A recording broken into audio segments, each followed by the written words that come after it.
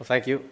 I'm going to present our main interest in the part that concerns optics in our group.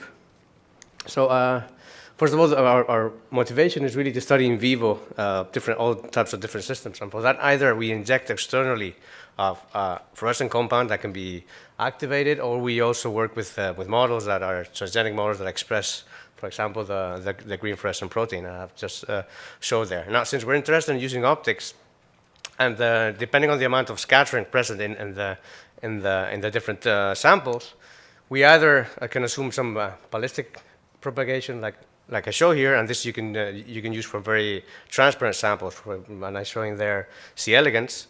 Or if you go for a more diffuse-like propagation, we use the diffusion approximation, and that we use for small animal imaging.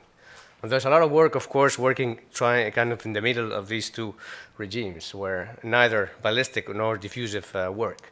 So I'm going to show basically it's two parts, one which is low scattering, the other one which is high scattering. In low scattering, there are two techniques that you can apply. One is optical projection tomography, which is basically the CT equivalent in optics. And I'm showing here some results with C. elegans. We can do in vivo time-lapse imaging with Drosophila. And also, it's very, very useful for imaging whole organs that have been fixed and cleared. Another technique, which is kind of its cousin, is single selective plane illumination microscopy.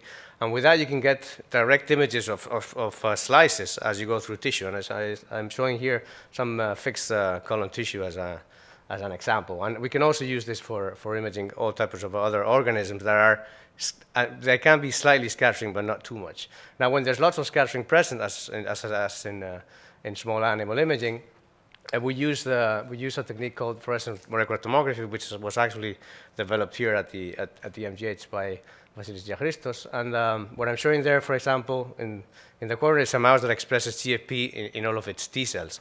So the images are kind of analogous to what you would have with PET.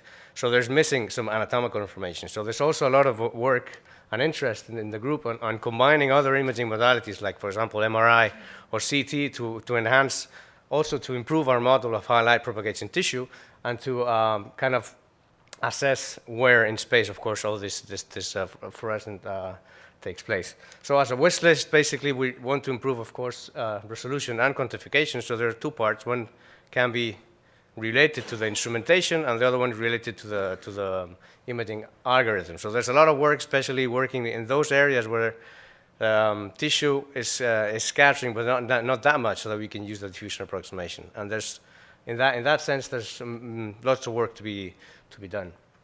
And with that, I'd like to end, the contact information of the group. Thanks. Thanks so much.